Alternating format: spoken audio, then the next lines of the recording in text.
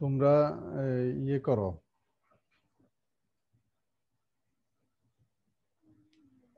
জি sir. XRD যা পড়ানো হলো এটার উপর এই সবগুলা স্লাইডের উপর পড়ে আসো। শনিবারে 10-15 মিনিট, 10 to 15 মিনিটসের মধ্যে আমি তোমাদের 40-50 জনকে বিভিন্ন জায়গা থেকে একটু জিজ্ঞাসা করব, সবাইকে।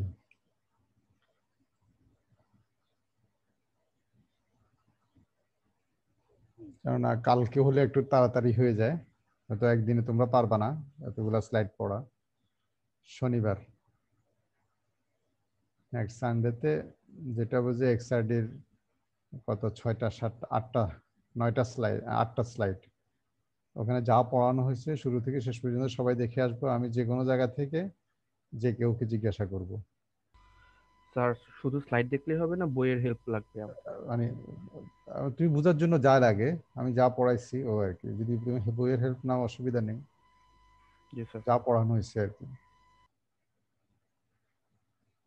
সবাইকে এটা বলে দিবা, ইয়া আছো, তুর্য আছো, জি স্যার। সবাইকে এটা বলে দিবা যে সবাইকে, যে যারা প্রেজেন্ট থাকবে সবাইকে জিজ্ঞেস করা হবে আচ্ছা স্যার। যে কোনো জায়গা থেকে এক্সআরডি, এবং একটা থেকে ম্যাক্সিমাম 2টা কোশ্চেন, এর বেশি না। জি স্যার। শর্ট কোশ্চেন মুখে, ভাইবার মতো। ঠিক আছে, জি স্যার। তাহলে আমরা আজকে শুরু করি। এটা 7 হয়ে গেছে। আজকে আমরা নতুন চ্যাপ্টার শুরু করতে যাচ্ছি। তোমরা কি দেখতে পাচ্ছ? Yes sir. তোমরা নিশ্চয় পড়ে আসছো স্লাইড। জি স্যার। জি স্যার, জাস্ট প্রথমটাই তো 6 পৃষ্ঠাটা। হুম,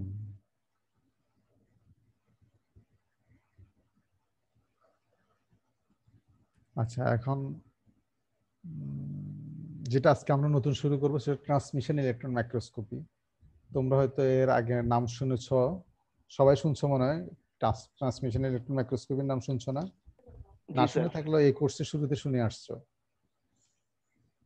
হ্যাঁ, তো আজকে আমরা ট্রান্সমিশন ইলেকট্রন মাইক্রোস্কোপি সম্পর্কে জানবো। তার ইনস্ট্রুমেন্টের বেসিক ইনস্ট্রুমেন্টেশন যেটা, এটা। আর একটা হচ্ছে যে ইলেকট্রনের সোর্স সম্পর্কে জানবো। এটা তুমি এখন এই আজকে লেকচারের পরে তোমার যেটা জানা হবে সেটা হচ্ছে যে তুমি টিএমটা কি সেটা তুমি এক্সপ্লেন করতে পারবা, কিন্তু টিএম দিয়ে অ্যানালাইসিস করতে পারবে না, সেটা পরের লেকচারগুলো লাগবে।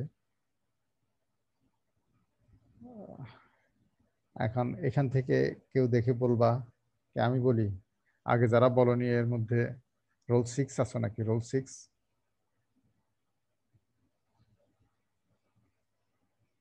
রোল 6 আছো?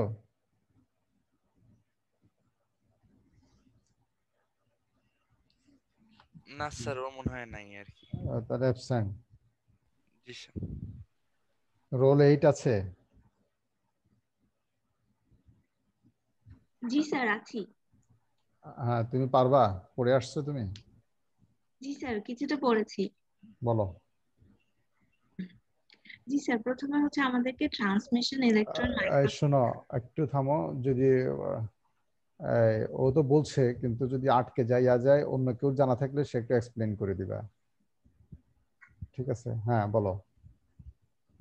জি স্যার, ট্রান্সমিশন ইলেকট্রন মাইক্রোস্কোপ আমাদের নর্মাল লাইট মাইক্রোস্কোপের চেয়ে ভালো ম্যাগনিফিকেশনের ইমেজ তৈরি করে দিবে, এবং এটাতে হচ্ছে আমাদের ম্যাটেরিয়ালের মাইক্রোস্ট্রাকচার গুলো ভালো দেখা যাবে।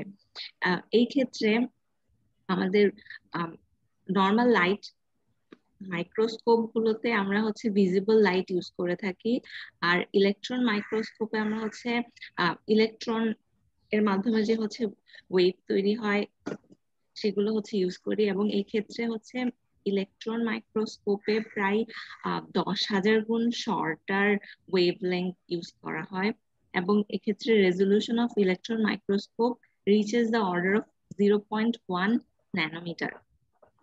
সো এই হাই রেজলিউশনটা আমাদের জন্য এক্সট্রিমলি ইউজফুল হয়, যাতে আমরা হচ্ছে আলট্রা ফাইন মাইক্রোস্ট্রাকচার গুলো দেখতে পারি।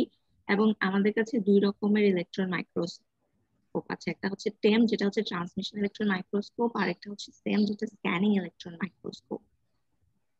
তোমরা বুঝছো সবাই? মানে ইলেকট্রন মাইক্রোস্কোপ দুই ধরনের, টু টাইপস। একটা হচ্ছে যে ট্রান্সমিশন ইলেকট্রন মাইক্রোস্কোপ, আর একটা হচ্ছে স্ক্যানিং ইলেকট্রন মাইক্রোস্কোপ। এখন আমরা এখানে যেটা ডিসকাস করব পরের ক্লাসে বা পরের ট্রান্সমিশন ইলেকট্রন মাইক্রোস্কোপ টিএম তোমার পড়ানোর পরে, আমরা পড়ার পরে আমরা সিএমসে যাব, স্ক্যানিং এর সিএম এ যাব।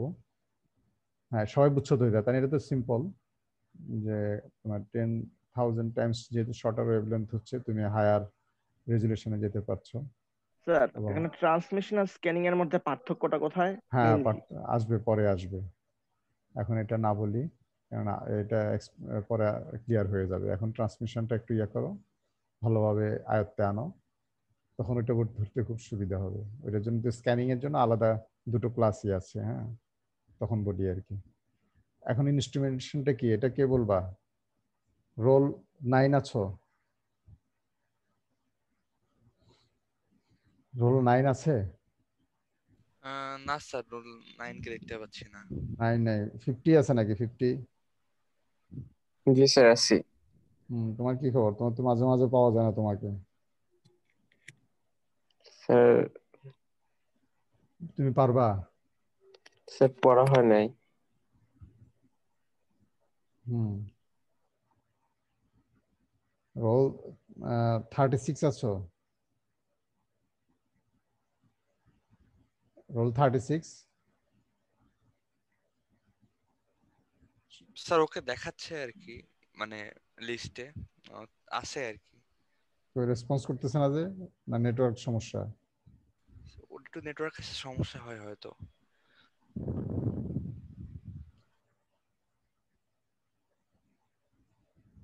রোল 10 আছে?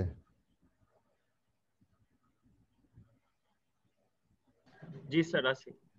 তুমি বলতে পারবা ইনস্ট্রুমেন্টেশনটা? জি স্যার। বলো।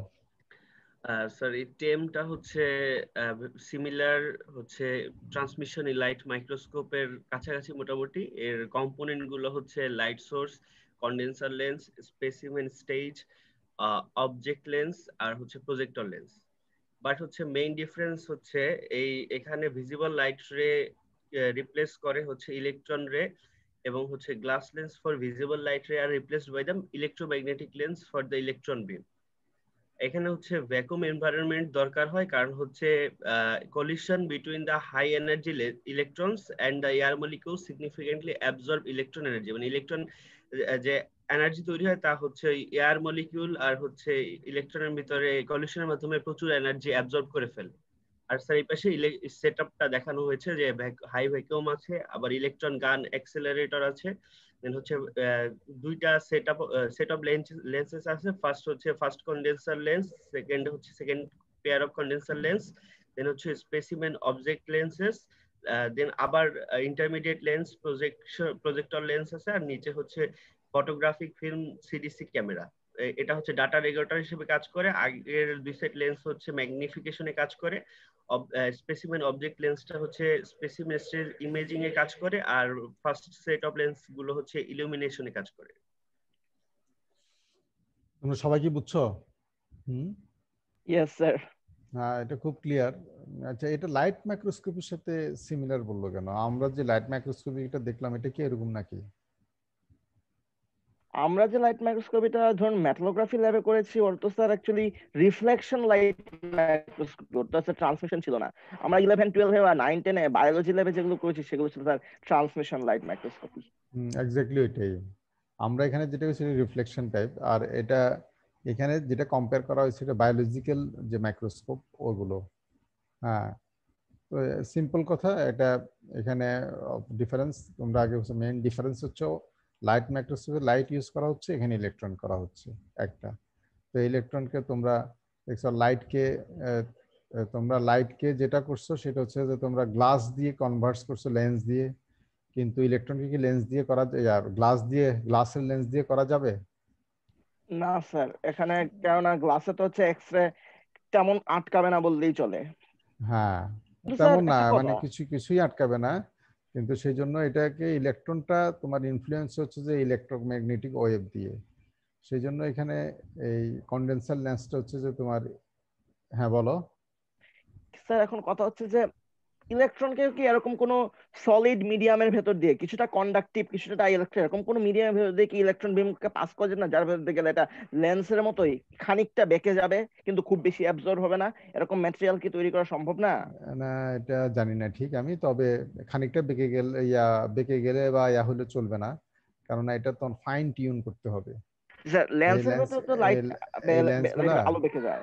হ্যাঁ আলো বেঁকে যায়, কিন্তু এখানে আলো বাঁকলে হবে না, কারণ এটা ইলেকট্রন বিমটাকে ডাইভার্স কনভার্স করে তোমার এটা কন্টিনিউয়াস করতে হয়, এটাকে ডাইভার্স করতে হয় কনভার্স, অর্থাৎ তোমার ডাইভার্স করে দিতে হয়, কনভার্স করতে হয়, এবং এটা থ্রু এখানে ইলেকট্রিসিটি, তোমরা এখানে যে কন্ডেনসার লেন্স হচ্ছে না এটা কন্ট্রোল করা হয় এটাতে ইলেকট্রিসিটি পাস করানোর মাধ্যমে। ইলেকট্রিসিটি যখন পাস করে ইলেকট্রোম্যাগনেটিক ওয়েভ তৈরি হয়, এই ইলেকট্রোম্যাগনেটিক ফিল্ড তৈরি হয়, সেই ফিল্ড বাড়ানো কমানোর মাধ্যমে এই ইলেকট্রন বিমটাকে কনভার্স করা হয়, ডাইভার্স করা হয় কন্টিনিউয়াস, যেটা এখন পর্যন্ত এরকম তুমি গ্লাসের মতো এরকম কোনো হ্যাঁ গ্লাসের আবার ফোকাল লেংথ চেঞ্জ করা যায় না, চেঞ্জ করার জন্য র‍্যাক এন্ড পিনিয়ন মেথড, ওটা তো কন্টিনিউয়াস তুমি চেঞ্জ করতে পারবে। আর র‍্যাক এন্ড পারবে পিনিয়ন দিয়ে আমি খুব ফাইন টিউনও করতে পারবো না, এখানে তো আমি ইনক্রিমেন্টাল স্টেপে বাড়াতে হবে। এই জিনিসগুলা। তারপরে এখানে ধরো স্পেসিমেন, এটা হচ্ছে যে তোমার অ্যাপারচার হচ্ছে যে এটা, আর এখানে হচ্ছে তোমার এটা স্পেসিমেন, হ্যাঁ তারপর হচ্ছে এটা এখানে যেটা দেখতেছো সেটা হচ্ছে আবার এখানে এটা অবজেক্টিভ লেন্স, এটা ইন্টারমিডিয়েট লেন্স, প্রজেক্টরস, ফাইনালি এটা হচ্ছে যে ফ্লোরোসেন্ট স্ক্রিনে তোমার দেখা যায়। তারপর এখানে যদি স্ক্রিনের ওখান থেকে তুমি ফটোগ্রাফিক ফিল্মে সিসিডি ক্যামেরাতে তুমি ফিল্মের মাধ্যমে এখানে সিসিডি ক্যামেরা বলতে কি বোঝানো হচ্ছে? সিসিডি ক্যামেরা বলতে আমরা নরমাল যে সিসিডি ক্যামেরা আমরা বলে থাকি কন্টিনিউয়াস মনিটর করার জন্য। হ্যাঁ সিসিডি ফুল ফর্মটা কি স্যার? ক্যাথোডিক কি জানি বলো তো, আমি পুরো ইয়া করা নাই আমার। এখন যেটা হচ্ছে মডার্ন গুলাতে যেটা হচ্ছে যে ফটোগ্রাফিক ফিল্মে হয় না, এখন তোমার ডিরেক্ট কম্পিউটারে সেটা তোমার ইমেজ হিসেবে এটা সেভ করে ফেলে। এটা আগে যখন পিসি ছিল না তখন এই যে ফটোগ্রাফিক ফিল্মটা ইউজ করতো আর কি, এখন এখানে তোমার ওই সিগন্যালটা ইয়াতে নিয়ে আসে, পিসিতে নিয়ে এসে তখন করায়। এখন এখানে একটা কম্পারিজন বলা আছে, এটা কে বলবে? আমি বলবো স্যার। তুমি না, রোল 12 আছে নাকি? 12? জি স্যার। তুমি কম্পারিজনটা বলো। সো এখানে হচ্ছে comparison between light and transmission electron microscope দেওয়া আছে। তো স্পেসিমেন রিকোয়ারমেন্ট, ট্রান্সমিশন লাইট মাইক্রোস্কোপের ক্ষেত্রে দেখাচ্ছে যে polish surface and thin section less than 100 micrometre হলেই এটা পসিবল। বাট ট্রান্সমিশন ইলেকট্রনের ক্ষেত্রে থিন সেকশন হতে হবে 200 ন্যানোমিটারের চেয়েও ছোট। বেস্ট রেজোলিউশন পাওয়া যায় ট্রান্সমিশন লাইট মাইক্রোস্কোপের ক্ষেত্রে 200 ন্যানোমিটারের কাছাকাছি, আর ট্রান্সমিশন ইলেকট্রন মাইক্রোস্কোপের ক্ষেত্রে 0.2 ন্যানোমিটার, যেটা অনেক অনেক বেশি ভালো আর কি, ভালো রেজোলিউশন। ভালো কেন? এখানে তো 200 ন্যানোমিটার, এখানে 0.2 ন্যানোমিটার। সো 0.2 লেংথে সে হচ্ছে ফোকাস করতে পারবে, 0.2 লেংথে ন্যানোমিটার লেংথে সে ক্লিয়ার ইমেজ দিতে পারবে। এটা বুঝছো সবাই? Yes sir. আপনারা সবাই বুঝছো? জি স্যার। এখানে রেজোলিউশন 0.2 আর 200, মানে দুটো পয়েন্ট যদি তুমি কাছাকাছি থাকে, ধরো 100 ন্যানোমিটার যদি দুইটা পয়েন্টের মধ্যে গ্যাপ থাকে, তাহলে লাইট মাইক্রোস্কোপি যেটা সেটা ওই দুইটা পয়েন্টকে একটা পয়েন্ট দেখাবে, সে মাঝখানে আইডেন্টিফাই করতে পারবে না। 100 ন্যানোমিটার যদি হয় দুটো পয়েন্টের মাঝখানের ডিসটেন্স, কথা কি বুঝছো? আর দুটো পয়েন্টের মাঝখানের ডিসটেন্স যদি 0.2 ন্যানোমিটার পর্যন্ত হয়, তাহলে লাইট মাইক্রোস্কোপি সেটা আইডেন্টিফাই করতে হবে। তার মানে তোমার ফাইন ফিচার্সগুলা লাইট মাইক্রোস্কোপিতে আসবে না, কারণ গ্যাপ তোমার মিনিমাম তোমার 200 ন্যানোমিটার হওয়া লাগবে। গ্যাপ যদি বিটুইন 200 মানে গ্যাপ বিটুইন দ্য পার্টিকেল বা বিটুইন দ্য পয়েন্টস যদি তুমি বলো, তাহলে এটা 200 এর নিচে গেলে তখন সে দুটো পয়েন্টকে একটা পয়েন্ট দেখাবে। এটা সিম্পল, যেটা বোঝার জন্য। তারপর আগাও। ম্যাগনিফিকেশন রেঞ্জ ট্রান্সমিশন লাইট মাইক্রোস্কোপের ক্ষেত্রে 2 থেকে 2000 টাইমস সে ম্যাগনিফাই করতে পারে, আর ট্রান্সমিশন ইলেকট্রন মাইক্রোস্কোপের ক্ষেত্রে 500 থেকে 1 million times magnification possible. Source of illumination হচ্ছে ট্রান্সমিশন লাইট মাইক্রোস্কোপের ক্ষেত্রে ভিজিবল লাইট, ট্রান্সমিশন ইলেকট্রন মাইক্রোস্কোপের ক্ষেত্রে high speed electrons. Lens use করা হয় ট্রান্সমিশন লাইট মাইক্রোস্কোপের ক্ষেত্রে গ্লাস, আর ইলেকট্রন মাইক্রোস্কোপের ক্ষেত্রে electromagnetic lens. Operation environment air অথবা লিকুইড থাকতে পারে লাইট মাইক্রোস্কোপের ক্ষেত্রে, কিন্তু ইলেকট্রন মাইক্রোস্কোপের ক্ষেত্রে হাই ভ্যাকিউম হতে হয়। Image formation by for viewing, light মাইক্রোস্কোপে সাধারণ চোখ দিয়ে আমরা দেখতে পারি, কিন্তু ইলেকট্রন মাইক্রোস্কোপের ক্ষেত্রে ফসফোরেসেন্ট প্লেট দরকার হয় এই ইমেজটা ভিউ করতে। অপারেশন এনভায়রনমেন্ট কেন হাই ভ্যাকুয়াম প্রয়োজন হয় ট্রান্সমিশন ইলেকট্রন মাইক্রোস্কোপিতে, এটা কি এক্সপ্লেইন করতে পারবা? স্যার ট্রান্সমিশন ইলেকট্রন মাইক্রোস্কোপের ক্ষেত্রে খুব হাই ভোল্টেজ অ্যাপ্লাই করে ইলেকট্রনকে মানে খুব হাই ভেলোসিটি দেওয়া হয়। এখন যদি মিডিয়ামটা যদি ভ্যাকুয়াম না হয়, তাহলে এয়ার মলিকিউল বা হচ্ছে বিভিন্ন গ্যাসিয়াস মলিকিউলের সাথে ইলেকট্রনটার কলিশন হবে, এর ফলে হচ্ছে ইলেকট্রন এনার্জি লুজ করবে বা দিকও চেঞ্জ করতে পারে। এর ফলে আমরা ইলেকট্রনটা আর কি মাইক্রোস্কোপিক ইউজ করতে পারবো না। এখানে যেটা হচ্ছে তোমার স্যাম্পলের মধ্যে দিয়ে পাস করার জন্য হাই এনার্জির হাই ভেলোসিটির তোমার ইলেকট্রন হওয়া লাগবে। শুনতেছো কথা? Yes sir. তো সেই জন্য এটা যাতে অন্য কোনো আদার্স মলিকুলের সাথে ইলেকট্রন জেনারেশন করে যাওয়ার পথে কলিশন হয়ে যাতে সে এনার্জি লুজ না করে, সেই জন্য হাই ভ্যাকুয়াম প্রয়োজন হয় এখানে। হ্যাঁ, তারপরে ইলেকট্রন সোর্স সম্পর্কে বলো একটু নিচে। ইলেকট্রন সোর্স মানে যেখান থেকে আমরা ইলেকট্রনটা পাবো, সেটার জন্য হচ্ছে এমন একটা সোর্স দরকার যেখানে হচ্ছে অনেক হাই এনার্জি ইলেকট্রন বিম তৈরি করা যাবে। The electron in the electron gun, the electrons emitted from a cathode surface are accelerated by high voltage to form high energy electron beam with energy E equal to EV. Electron মানে ইলেকট্রনের এনার্জিটা determine হয় wavelength of the electron, and wavelength largely determines the resolution of the microscope. যদি wavelength যত ছোট হবে, রেজোলিউশনটা তত ভালো হবে, তত হচ্ছে যে বেস্ট রেজোলিউশন পাওয়া যাবে, তত ভালো। ইলেকট্রনের ওয়েভলেংথটা যত ছোট হবে। তো এখানে তাহলে এটা বোঝা গেল যে ইলেকট্রন যখন সোর্স থেকে ইমিট করে ক্যাথোডে বের হয়, তখন এখানে অ্যাক্সিলারেশন ভোল্টেজ দিয়ে এটার এনার্জি হাই এনার্জি ইলেকট্রন বিমে এটাকে কনভার্ট করা হয়। হ্যাঁ, তারপরে হাই এনার্জি বিমে যদি কনভার্ট করে, তার ওয়েভলেন্থ ছোট হয়ে যায়, আর ওয়েভলেন্থ যত ছোট হবে তোমার মাইক্রোস্কোপের রেজুলেশন ভালো হবে, এটা তোমরা জানো। এখন এখানে একটা টেবিল দেখানো হলো, এই টেবিলটা একটু এটা সহজ। এটা রোল 14 নাই স্যার। 14 কি পার্মানেন্টলি অ্যাবসেন্ট? 14 দি স্যার, 14 পার্মানেন্ট। 18 আছো? 18 আছে। মাহফুজ দেখাচ্ছে অন। কি ও সামনে নাই, ক্লাসে নাই আর কি নাকি? স্যার নেটের সমস্যা হতে পারে, ওটা একটু দেখি। স্যার নেটের সমস্যা হতে পারে।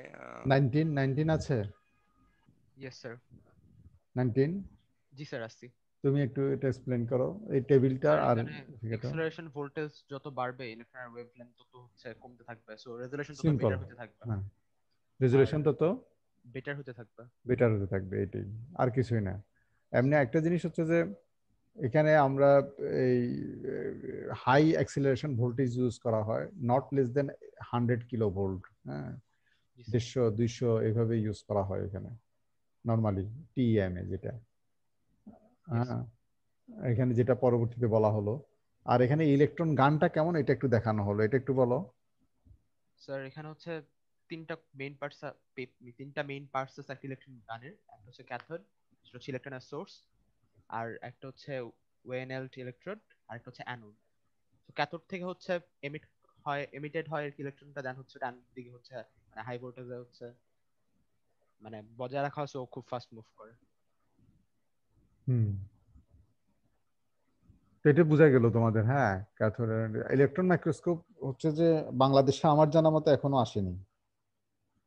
এখন তাহলে তোমাদেরকে কেন পড়াচ্ছি, কারণ এটার যে প্রিন্সিপালটা জানা থাকলে ইন ফিউচারে তোমরা যদি রিসার্চ করতে চাও সেখানে জানবা, কিন্তু পরবর্তী ইলেকট্রন স্ক্যানিং ইলেকট্রন মাইক্রোস্কোপ পড়তে গেলে তখন এটা ইজি হবে।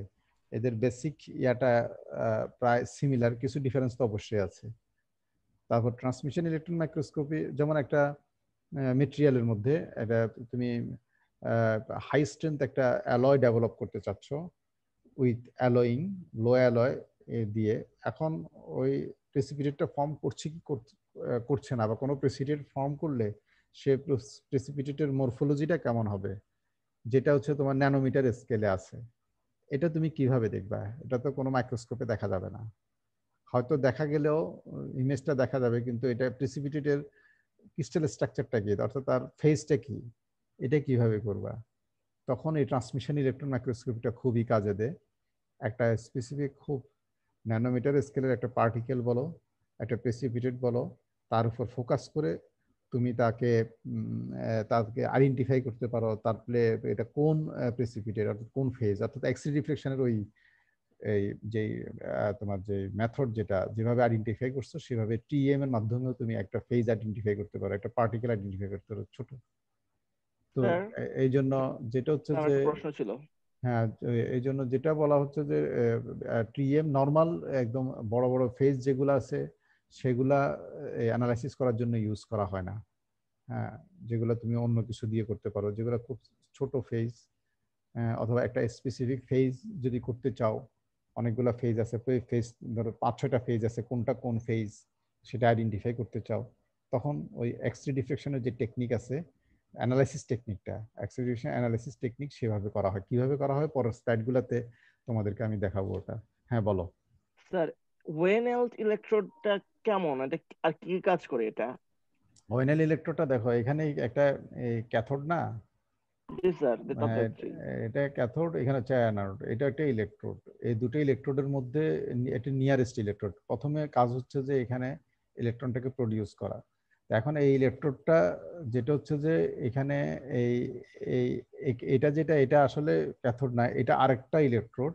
ইলেকট্রোড দিয়ে এখান থেকে যখন ইলেকট্রন বাইর করা হচ্ছে, আসলে এটা অ্যানোড। অ্যানোড হচ্ছে এটা, এটা ক্যাথোড আমি যেটা বলছি সেটা না, অ্যানোড না। এইটা এখান থেকে পুল করতেছে, খেয়াল করো এখানে যেহেতু হাই ভোল্টেজ, এইটা এবং এটার মধ্যে যখন তোমার কি ভোল্টেজের ডিফারেন্স অনেক বেশি, এখান থেকে এটা আসবে, আসলে ইলেকট্রনগুলো এখান থেকে এত ডিস্টেন্স আছে ছড়ায় যাওয়ার চেষ্টা করবে। তো সেখানে যদি এখানে একটা ক্যাথোড, এখানে আরেকটা ক্যাথোড ইলেকট্রন যদি থাকে, এখানে যদি ইলেকট্রন দেওয়া হয়, তাহলে আগের কনসেপ্টেই তোমার কি হবে, এটাকে কনভার্টস করবে, জাস্ট এটা কনভার্টস করার জন্য, যাতে এটা ছড়ায় না যায় আর কি, বিমের মতো এটা আউটসাইডে না যায়, এই অ্যানোডের দিকে এদিকে ইয়া করার জন্য, অ্যাট্রাক্ট করার জন্য। এটা গানের, এটা খুব ছোট এই জিনিসগুলা, ডিস্টেন্সও কম, এটা গানের মধ্যে অ্যাটাচ থাকে, তুমি বাইরে থেকে এটা বুঝবা না। এখন আমি তোমাদেরকে যেটা হচ্ছে যে আজকের এই স্লাইড দেখা শেষ, কিন্তু আজকে তোমাদেরকে ভিডিও দেখাবো, ছোট ছোট 3টে ভিডিও। এটা দেখলে তোমাদের এই টিএম সম্পর্কে একদম তোমার ক্লিয়ার ধারণা চলে আসবে। আমি তাহলে এখন স্ক্রিন শেয়ারে যাই।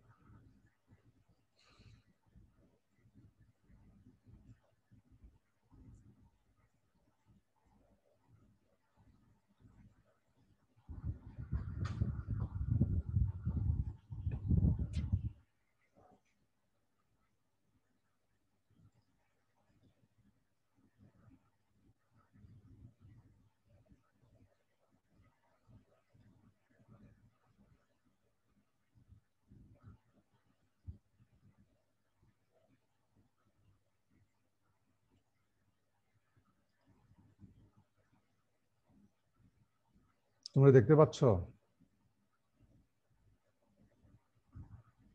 Yes sir. সাউন্ড আসছে না সাউন্ড কেন? পাচ্ছি না। সাউন্ড আসছে না কেন? স্ক্রিন শেয়ারের সময় স্যার সাউন্ডটাও শেয়ার করার অপশন দিলেই ভালো ওই হয়। যে লেফটে স্যার একটা অপশন ছিল না, ওখান থেকে নিতে হয় আর কি, ওই যে স্ক্রিন আমার শেয়ারের সময়। হ্যাঁ, আচ্ছা আমি আবার বের স্টপ করি।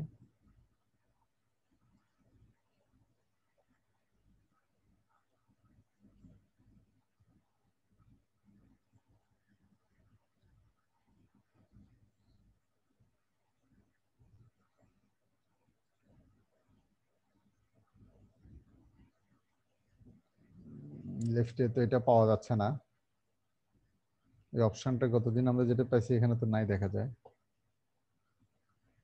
আমি এখন ডিপার্টমেন্টে, এই জন্যই ডিপার্টমেন্ট থেকে ক্লাস নিচ্ছি তোমাদের, কিন্তু এখানে আমার ইয়ে তো এটা ইয়ে হচ্ছে না, একটু দেখি।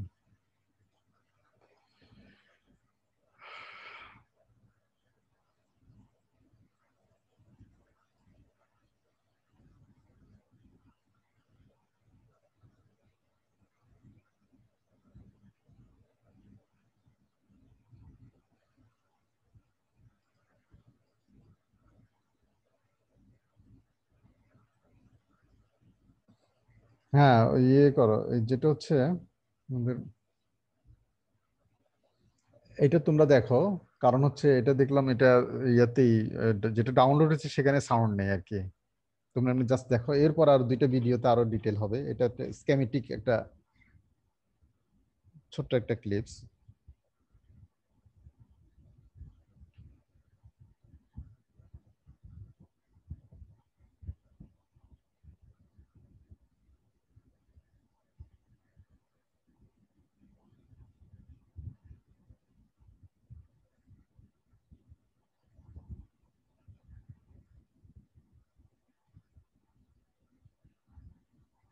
সবাই দেখতে পাচ্ছ?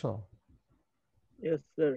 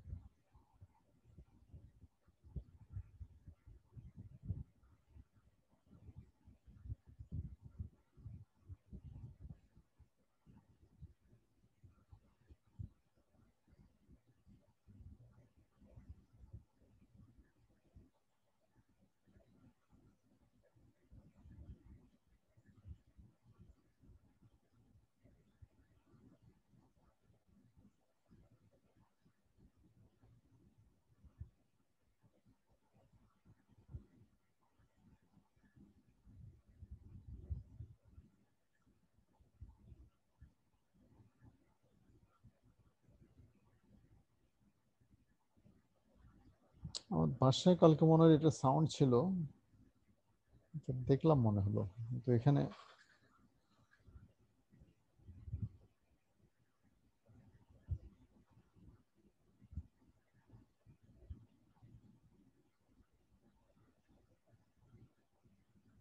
চাকরিটা এখানে শেষ করে দিই। এরপর একটা ডিটেল, এটা তোমরা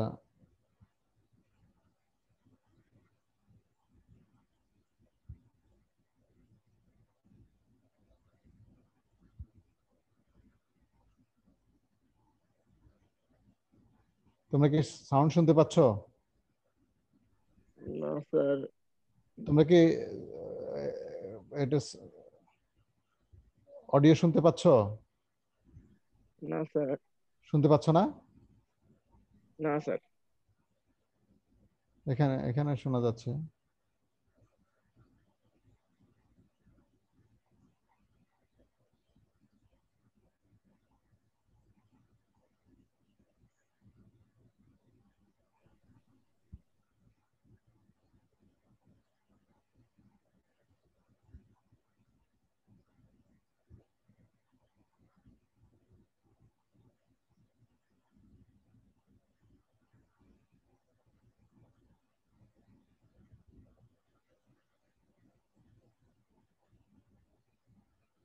এখানে কোথায় বাম পাশে বললা ওই যে ইয়া করার জন্য সাউন্ড আসার জন্য ইয়া করলো গতকালকে, এই অপশনটা কোথায়? শেয়ার দেওয়ার আগে দেওয়ার প্রথম স্ক্রিনে লেফটে বাম দিকে একটা অপশন থাকার কথা যে গতকাল তো পেয়েছিলাম, জি স্যার আজকে দেখি এটা বাম পাশে। ও আচ্ছা, হ্যাঁ পাইছি, দাঁড়াও পেয়েছি, হ্যাঁ।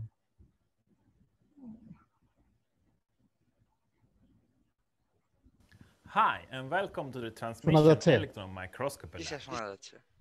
As you can see, the microscope contains a lot of different knobs and control panels. On the bottom, you also have pedals. The pedals you use to tilt the sample in different directions. To position the sample across and change the view of the sample that you are viewing, you use these two knobs. These you can turn, and then the sample will move. This column contains vacuum, and on the top here we have an electron source. This electron source shoots electron straight through inside this column. And at the midsection here we put in our sample. The electrons passes through the sample and interacts with the sample. Thereby they continue downwards the column and hits a fluorescent screen at the bottom here. If you compare this to a regular light microscope, you know that a regular light microscope has its light source at the bottom and you view from the top. Here it is sort of the reversed case. The source is at the top and you view at the bottom. And that is a practical reason, because otherwise you would need a ladder to stand up and look on top of here. So now you can sit easily on a chair beneath and study your sample. এখানে এটা তোমাদেরকে একটু বলি, এই ACM যেটা দেখানো হচ্ছে এটা একদম ওল্ড জেনারেশন না, এটা মিড জেনারেশন বলতে পারো। এখন কিন্তু এখনকার এসিএম বলতেছি, এখনকার টিএম গুলা আরো সিম্পল হয়ে চলে আসতেছে, কিন্তু একদম ওল্ড জেনারেশনের যে টিএম এগুলা সামনে বসলে তোমার মনে হয় যে তুমি প্লেন ড্রাইভ করতেছো। যারা প্লেনের যে পাইলট যেখানে বসে থাকে বা যেখান থেকে অপারেট করে, তুমি দেখবে যে সেখানে অনেকগুলা বাটন থাকে, ঠিক একই জিনিস, কিন্তু এটা একটু সিম্পল, কিন্তু তারপরেও ওই অ্যানালগ প্রসেসেই পুরো টিএমটা কন্ট্রোল করে। কিন্তু এখন ডিজিটাল প্রসেসে চলে আসছে। আমি ওই এখনকার জেনারেশনে সেটাও দেখাবো সিম্পল, কিন্তু তুমি এখান থেকে বেশি শিখতে পারবা, জানতে পারবা। When you do TEM analysis, you usually put your samples on small metallic grids. And these grids you buy, and they usually come in a box that looks like this. So here you have several small holes, and in each hole there is a small little of these metallic grids. If you open the box, then you can pick up one of these, and then you can see that it looks sort of like this. Very, very, very tiny little dish. This dish is sort of 3 millimeters across. Here you can see the metallic dish in a much higher magnification. This is my tweezer again. As I said before, the diameter of this is 3 millimeters across. And you actually can see, perhaps in this movie, that there are small holes in this mesh. And the size of those holes is determined by the mesh number. So you can buy grids of different hole sizes. Usually these grids are not only holes. Usually the holes is covered by some kind of film. Most commonly is a carbon film. This is how it looks like from the other side. One side is dull and the other side is glossy.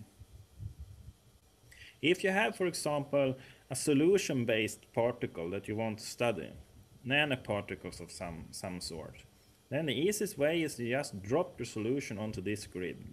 Then the particles will stay on the carbon film and they will be easily monitored in the TM.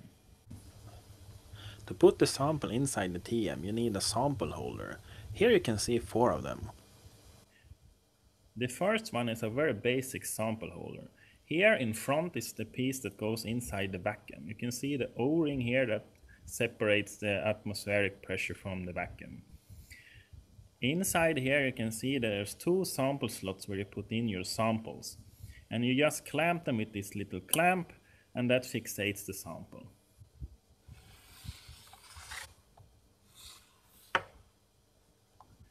This sample holder is, instead of the previous one with the clamps, it only has 2 screws.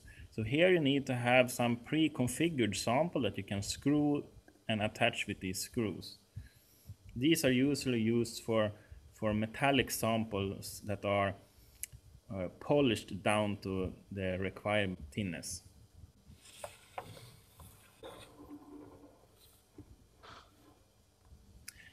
The third sample holder only has one slot for the sample here, but this is a much more advanced one, because if you look downwards on the top here of the holder, you can see it has an electric motor that actually can tilt the sample. So by using this holder, you can tilt this sample in two orthogonal directions. That means it's much more suitable for crystal analysis.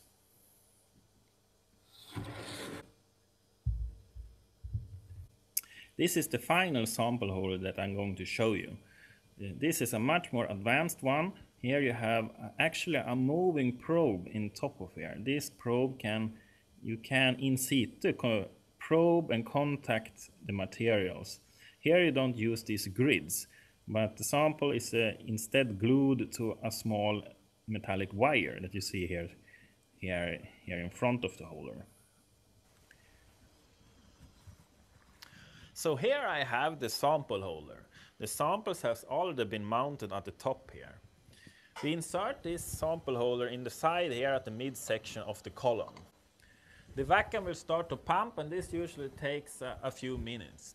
So now when the air has been evacuated in this pre-chamber, we can rotate the sample and gently insert it inside the microscope. Be careful though that you continually hold and grab the holder while you insert it. Otherwise it might go too fast inside and actually hit something and destroy that. The electron source at the top here in this particular microscope is of thermionic type. That means that the electrons is generated by heating a filament. Thereafter the electrons are accelerated in this gun section. And the accelerating voltage in this system is between 80 kilovolts and 200 kilovolts. If you have thick samples that's sort of hard to penetrate, you need to have a higher voltage. These three knobs are apertures. And the first one is a condenser aperture where you choose the size of the beam. If you use a small spot size of the beam, then you lose intensity, but you also increase resolution. The midsection aperture is an objective aperture. With this aperture you can select out and filter out the electrons that are deflected in the sample. You do this to increase contrast. You can also use this objective aperture to instead only select the deflected electrons. By doing so you create a dark field image instead of the bright field image. The bottom one here is for electron diffraction. This aperture, you select your region of interest on the sample. And by doing that, you can choose what region you want the electron diffraction pattern to occur from. At the bottom here, you have the viewing screen. That is basically a fluorescent disc, so when the electron hits the dish, it glows. And then you can see that with your eyes. So either you view this just by your eyes manually, or you use these binoculars, or perhaps the most common thing is to use a camera. Here we have a very simple camera that is just filming this fluorescent screen. Alright, the starting procedure to start up the TEM after you have inserted the sample into the column. That is to check that the vacuum level is correct. After you have checked that the vacuum level is correct, you start by decreasing the accelerating voltage setting down to 100 kilovolts for this system. After you have reached 100 kilovolts, you turn on the high voltage setting. Then you check here on the meter the beam current value. This is the dark value as it is called. And this should be roughly half the value of accelerating voltage. The second step is to increase the accelerating voltage. And we do that in steps of 10 kilovolts. And we continue that until we reach the settings of voltage that we require for the experiment.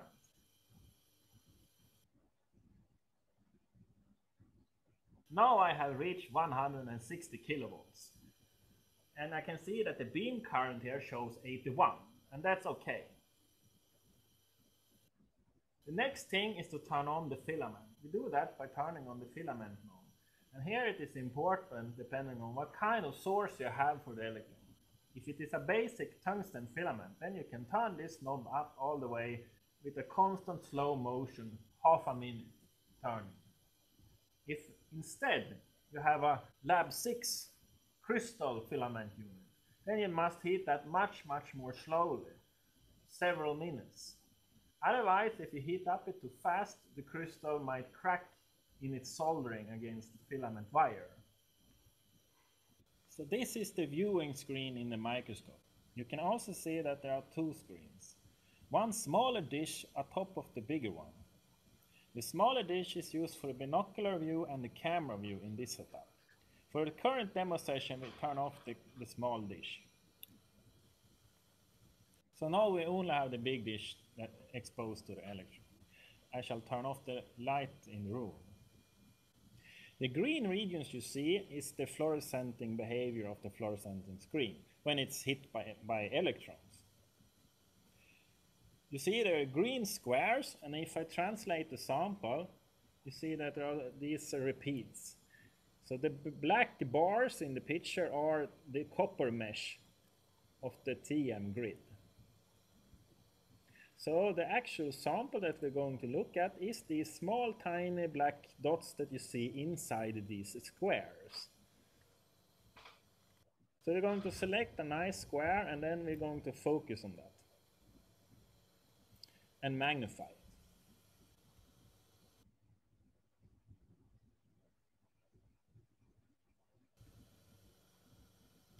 So now I have a magnification of 4000.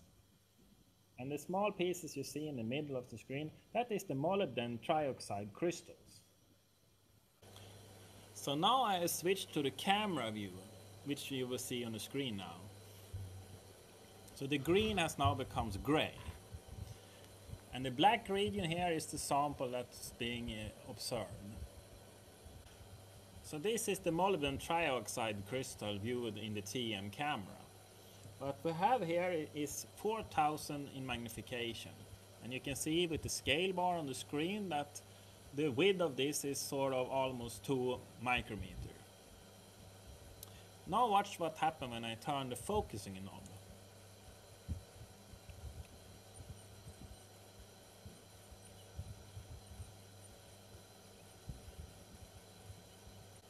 If we want to make electron diffraction out of this, then we use the selected area aperture.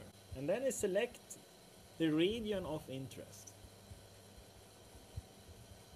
Go to diffraction mode, and you see the diffraction pattern. And molybdenum trioxide is almost simple cubic in its structure. So we suspect to see some kind of square-shaped pattern, as we can see in this image. I want to create a dark field image. What we do then is we put in the objective aperture and chooses the spot in this diffraction image that we want to create the dark field image from. Here I put in the aperture. You can see it sort of selects out a few diffracted dots and the central beam as well. We choose a smaller one. Now I choose a smaller aperture and then I move it so it only contains a few of the neighboring dots. Let's say these two. And then we go back to the default imaging mode and the dark field image shall appear. So this is the dark field image. Here the white represents those electrons that was diffracted into that little aperture slot that we selected. Here is the standard bright field image again. I told you that the contrast in the image could be enhanced by putting in the objective aperture. We can try that. You see? The black things becomes more black. That means that the electrons that were deflected in the sample now has been filtered completely away and it never hits the fluorescent screen. You can increase or you can reduce this effect by choosing different sizes of the aperture. And then we're back at the beginning. Now I have turned on the lamp again and put back this protective cover screen. So how to shut down the microscope, you basically do the reverse procedure of starting it. So first you turn off the filament. After that, you go down to the 150 kilovolts in accelerating voltage. Then they turn off the high voltage. Turn off the computer screen. And that's it. Then we are ready for the next session. Hi, my name is Xiaxia Gao from the Nanotechnology শুনতে পাচ্ছ? User Facility at University of এটা হচ্ছে new generation TM. Today, এখানে অত we are going to detail operate তোমাদেরকে বলবো the না, just transmission কিভাবে কন্ট্রোল করে একটু electron দেখো। microscope. The model is FEI Tech9 F20. In a transmission electron microscope, an electron beam from the electron gun passes through an electromagnetic condenser lens, through the sample, through an objective lens, and then down to a phosphor screen or CCD camera. The condenser lens controls the size and intensity of the beam hitting the sample. The objective lens controls the magnification.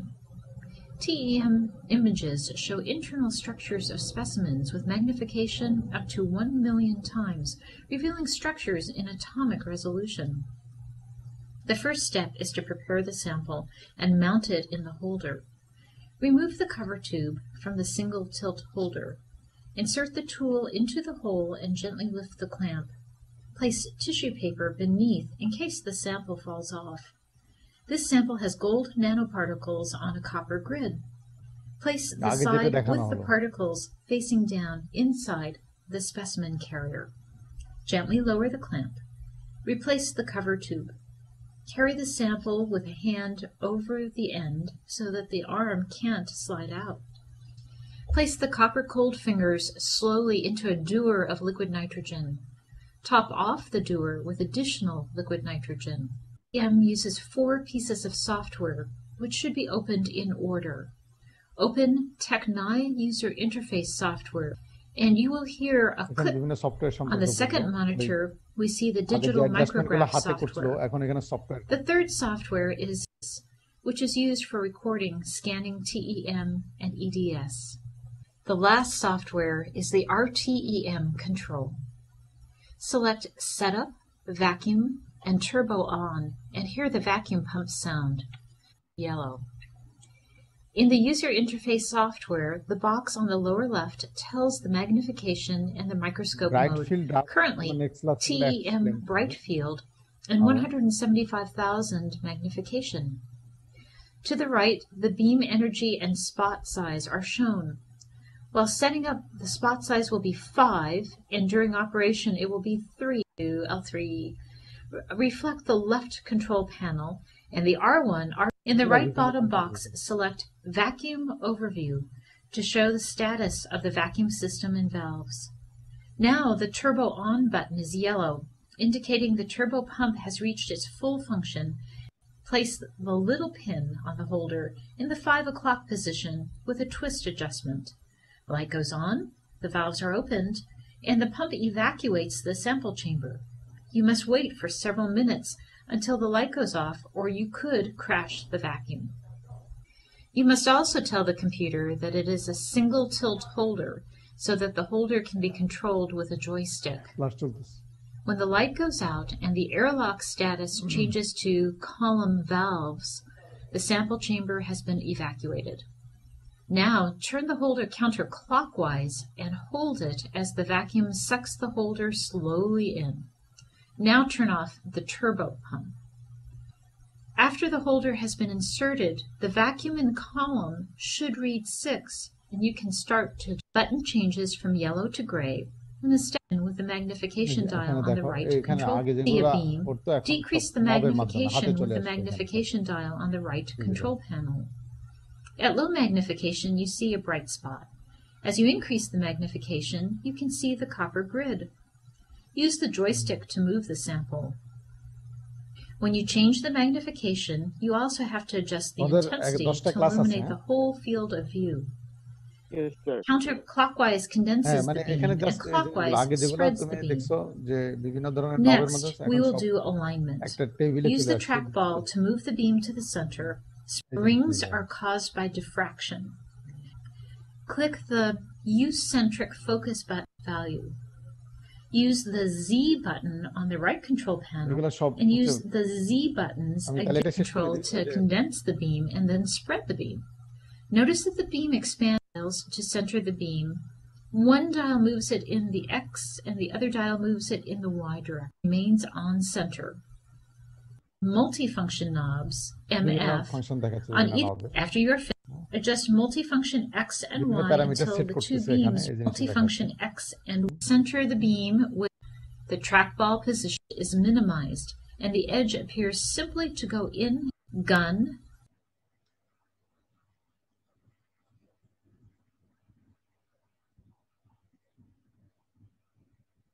ঠিক আছে, তাহলে আমরা এখানে এটা শেষ করে দিই। Are absent কারা আছো একটু বলো। স্যার রোল বলতে থাকি আমি। বলো। 4 6 7 9 7 9 14 21 14 21 18 কি আছে? 18 তো স্যার ছিল আমি যখন নিয়েছিলাম, এখন মনে হয় চলে গিয়েছে। ও তো রেসপন্স করেনি। আচ্ছা, তারপর স্যার 26 32 32 35 35 43 43 44 44 and হচ্ছে 46 46 নিউ ইয়ার ওল্ড ব্যাচের পুরনো ব্যাচের কারা আছো? 12 13 20 আছো? 13 প্লাস 29 13 প্লাস 29 আর 13 20 আছো? নাই। ঠিক আছে, তাহলে এখানে শেষ করে দিই, কালকে দেখা হবে ইনশাআল্লাহ। আসসালামু আলাইকুম।